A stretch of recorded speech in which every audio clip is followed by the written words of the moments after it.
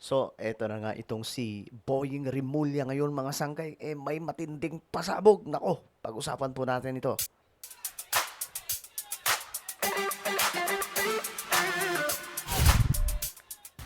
Yo guys, what's up? This is me. I'm back for another vlog. Kamusta po kayo mga kababayan?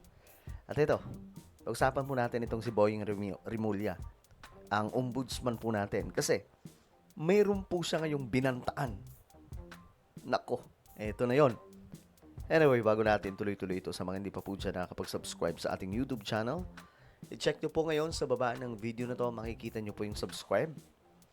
Pindutin nyo po yung subscribe, then pindutin nyo po yung bell at pindutin nyo po yung all. Sa mga nanonood naman po sa Facebook, i-follow nyo po yung ating Facebook page. Alright guys, eto na nga, ang headline.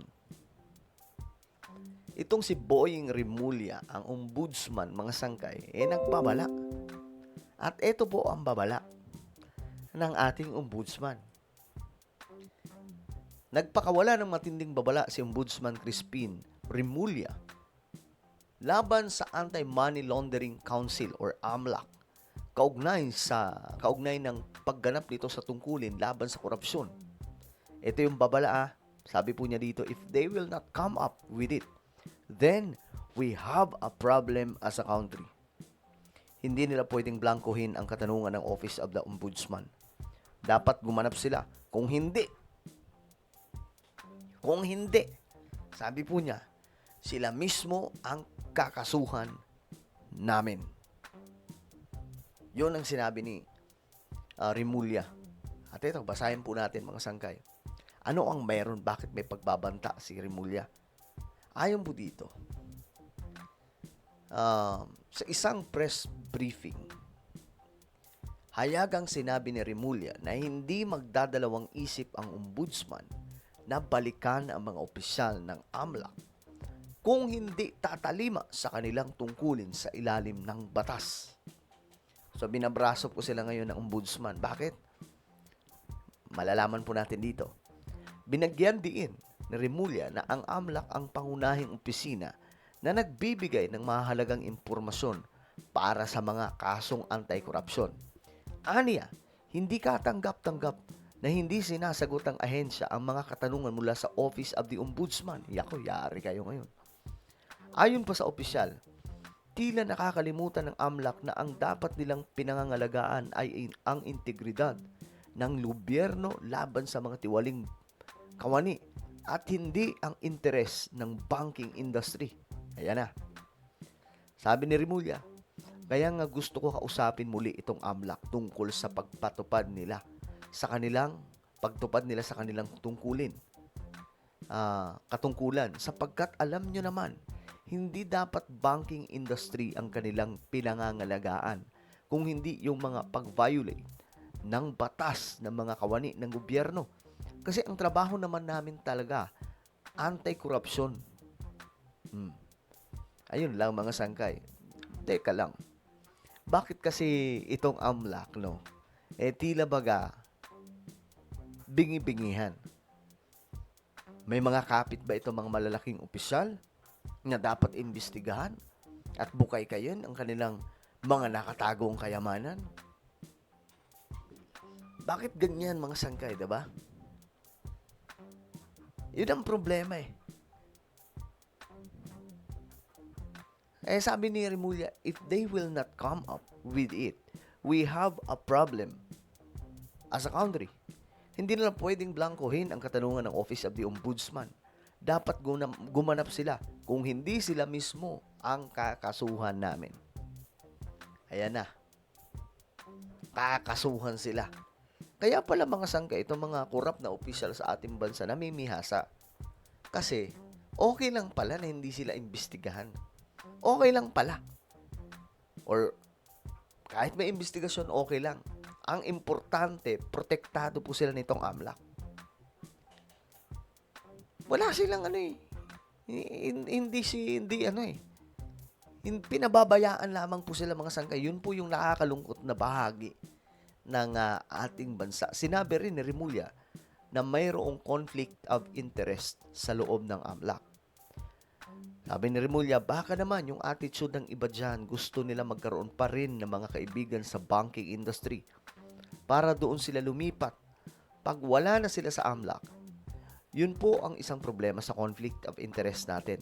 Dapat bawal po iyan. Huwag na silang magpa-empleyo sa mga bangko pagkatapos kasi ng conflict of interest. Iyan. Parang ano yan, isang opisyal ng cabinet papasok sa kumpanya na kanyang pinakikialaman nung araw. Dapat huwag silang ganon. Hindi ho dapat nila ginagawa yon. Ngayon, ito po yung komento ng mga Pilipino, syempre. Ang rason, yan ang rason kaya inilagay talaga yan ng sapilitan. So, inaano nila dito si Boying Rimulya na kaya daw nilagay yan dyan para may pressure. Hindi, ang klaro po ng sinasabi ni Boying Rimulya para po tingnan ito mga korap na mga politiko. Bakit parang yung ibang mga sangkay no? Hindi ko maintindihan. So, sobrang panatiko nila sa mga politician. Ako kasi, mga sangkay, sa totoo lang, hindi na po ako panatiko. Dati kasi, aminin ko, panatiko ako mga sangkay. But, ngayon, hindi po ako na gano'n. Nag-mature po tayo sa politics. And we all know na hanggat hindi naaayos ang saligang batas, itong konstitusyon natin, wala po talagang magbabago. Ngayon, mga sangkay, sabi dito, pero pwedeng i-bend the law. Kasi kayo nakaupo, ganun ba yon? Hindi ko alam na po nonsense ng ibang comment dito. Lahat na naghahari-harian ay madaling naitutumba liban sa mga totoong hari. Alam na ang plano, talagang magkakagulo na itong 2026. Mabuhay ka, Ombudsman Boying.